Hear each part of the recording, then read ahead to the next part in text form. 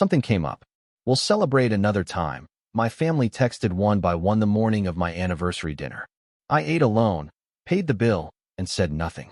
2 hours later, I saw their selfies at my nephew's party.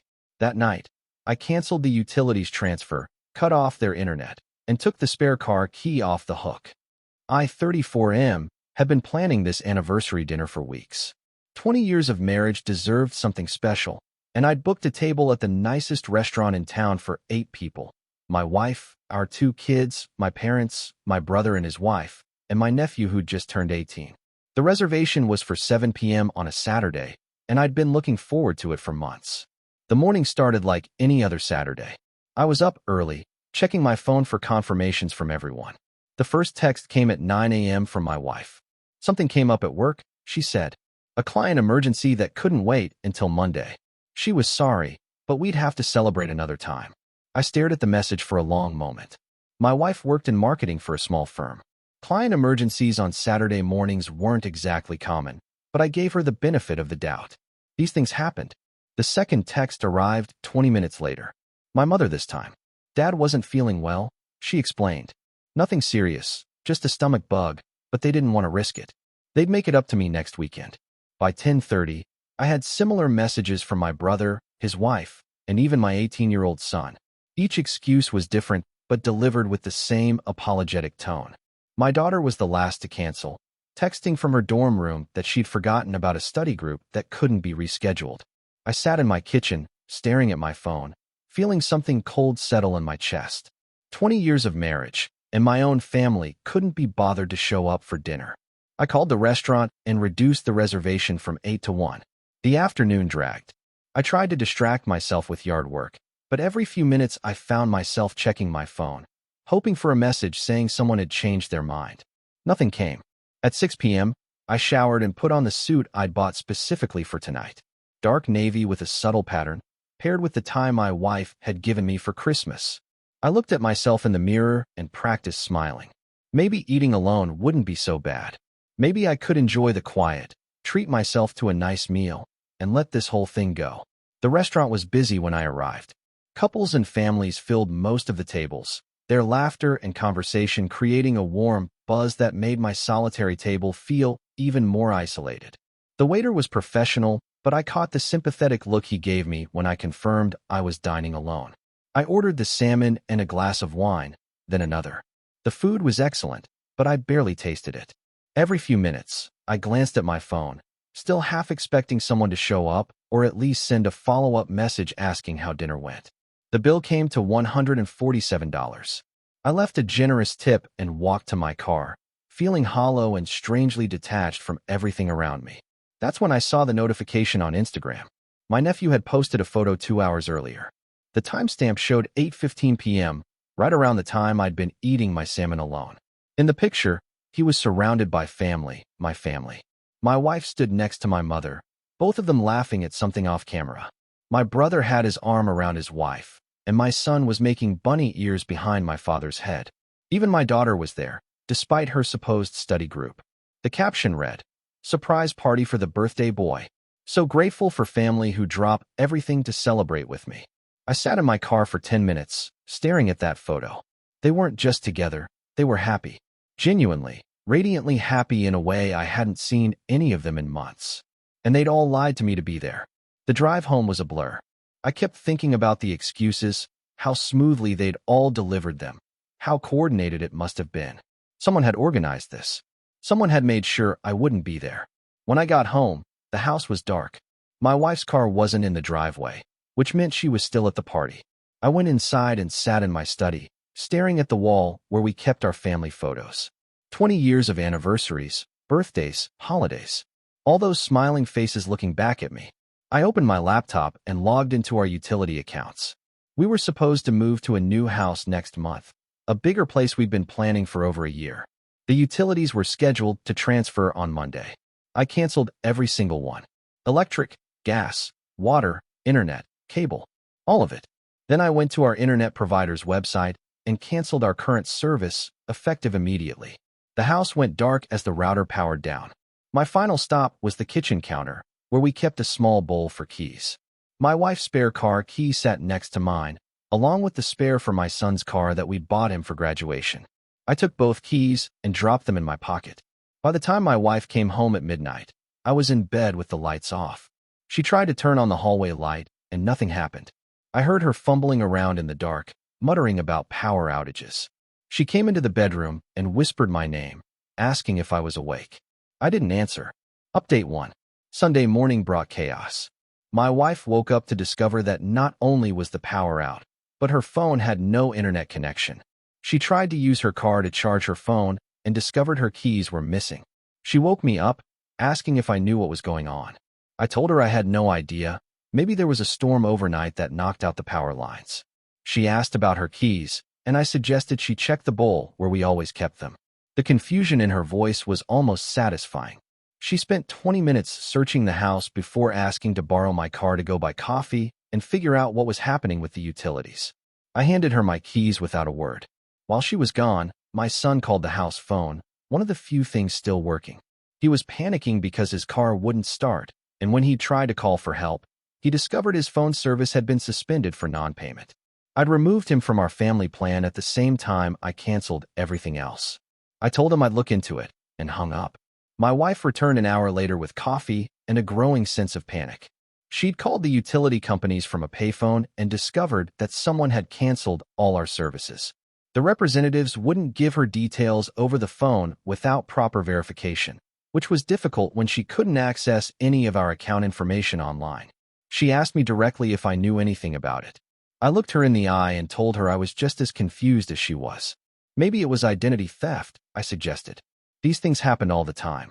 The rest of Sunday was a masterclass in watching people scramble. My brother called the house phone asking if we were having internet problems because he couldn't reach anyone in our family online. My mother called wondering why my wife hadn't responded to her texts. My daughter drove home from college because she couldn't get through to anyone. By evening, they were all gathered in our powerless living room, trying to piece together what had happened. Someone suggested that maybe there had been a cyber attack on the utility companies. My son wondered if it was related to the recent data breaches he'd heard about on the news. I sat quietly in my chair, occasionally nodding along with their theories. When my wife mentioned how strange it was that all of this happened right after our anniversary dinner, I simply shrugged and said that timing was often just coincidence. Update 2. Monday brought the real consequences. My wife had to take the day off work to deal with the utility companies in person. She discovered that not only had the services been canceled, but there were also cancellation fees that had been charged to our credit card. The new house utilities had been canceled too, which meant we'd have to reapply and wait for new installation dates. The internet cancellation was particularly brutal. We were locked into a contract, and the early termination fee was $800.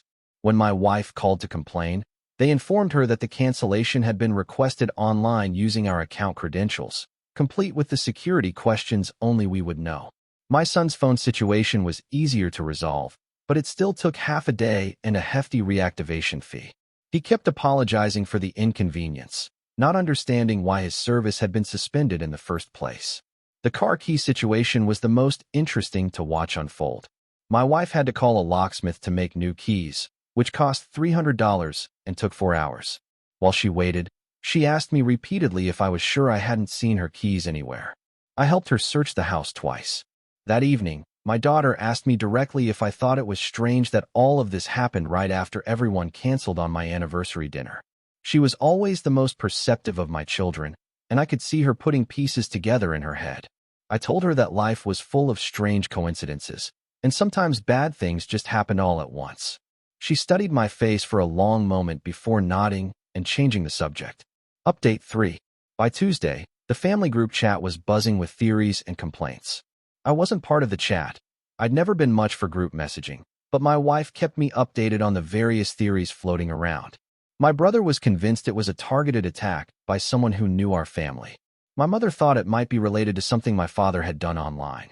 My son was researching identity theft protection services. The most interesting development came when my nephew posted another Instagram story, this one complaining about how his surprise party had been overshadowed by all the family drama. He mentioned how guilty he felt that everyone was dealing with these problems right after celebrating with him. My wife showed me the post, and I watched her face carefully as she read it. I could see the moment when she started to connect the dots, the timing, the coordination required, the fact that I was the only one who hadn't been affected by any of the random problems. She didn't say anything, but she started watching me differently, more carefully. Wednesday brought the conversation I'd been expecting. My wife sat me down after dinner and asked me directly if I had anything to do with what had happened to our utilities and her car keys. I looked her in the eye and asked her why she would think I'd do something like that. She mentioned the timing, how convenient it was that I was the only one unaffected. I reminded her that my car keys had gone missing too. I'd just been lucky enough to have a spare in my wallet. She asked me about the anniversary dinner, whether I was upset that everyone had canceled. I told her I was disappointed, of course, but I understood that things came up. Life was unpredictable. Then she asked me if I'd seen the photos from my nephew's party. I paused just long enough to let her know that I had, then told her I was happy that everyone had been able to celebrate with him. Family was important, I said. It was good that they'd all been able to drop everything to be there for him. The silence that followed was heavy with unspoken understanding. She knew. I knew she knew. But neither of us was willing to say it out loud. Update 4. Thursday brought the first real consequences of my actions. The utility company informed us that because of the cancellations and the early termination fees, we'd been flagged as high-risk customers. Getting service restored would require security deposits totaling nearly $2,000. The new house situation was even worse. Our move-in date had been pushed back by 3 weeks because of the utility cancellation, and we'd have to pay additional fees to expedite the reconnection process. The moving company was charging us a rescheduling fee, and we'd have to pay another month's rent on our current house. My wife was furious, but not at me, at least not openly. She directed her anger at the utility companies, at the system, at the unfairness of being punished for what she still claimed was identity theft. But I caught her looking at me when she thought I wasn't paying attention. Long, searching looks that made it clear she was reassessing everything she thought she knew about me. Friday evening, my brother came over to help us figure out the logistics of living without power for another week. While he and my wife discussed generator rentals and temporary internet solutions, I excused myself to take a walk around the neighborhood. When I came back, they were both quiet. Too quiet. The kind of quiet that meant they'd been talking about me. My brother left shortly after, giving me a handshake that lasted a moment too long and a look that was equal parts respect and wariness. Saturday morning, exactly 1 week after my solitary anniversary dinner, my wife finally confronted me properly. She'd spent the night thinking, she said, and she needed to know the truth. She laid out the timeline, how everyone had canceled on me, how I'd eaten alone, how all our problems had started that very night. She mentioned the Instagram photos, the timing, the precision with which everything had been canceled. She asked me one more time if I had done it. I sat quietly for a long moment, looking at this woman I'd been married to for 20 years. This woman who had lied to my face so she could attend a party I wasn't invited to. This woman who had watched me eat alone on our anniversary and said nothing.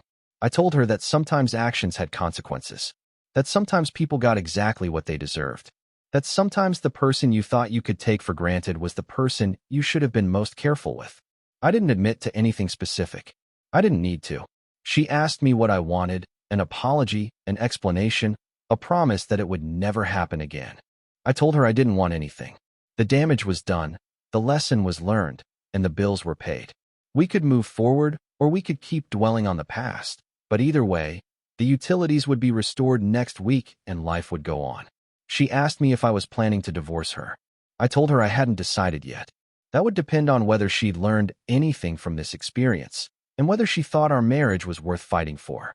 The conversation ended there.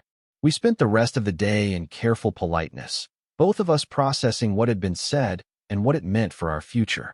It's been 3 months since the anniversary dinner incident. The utilities were restored, we moved into the new house, and life has settled into a new rhythm. But everything is different now. My family treats me with a new kind of respect.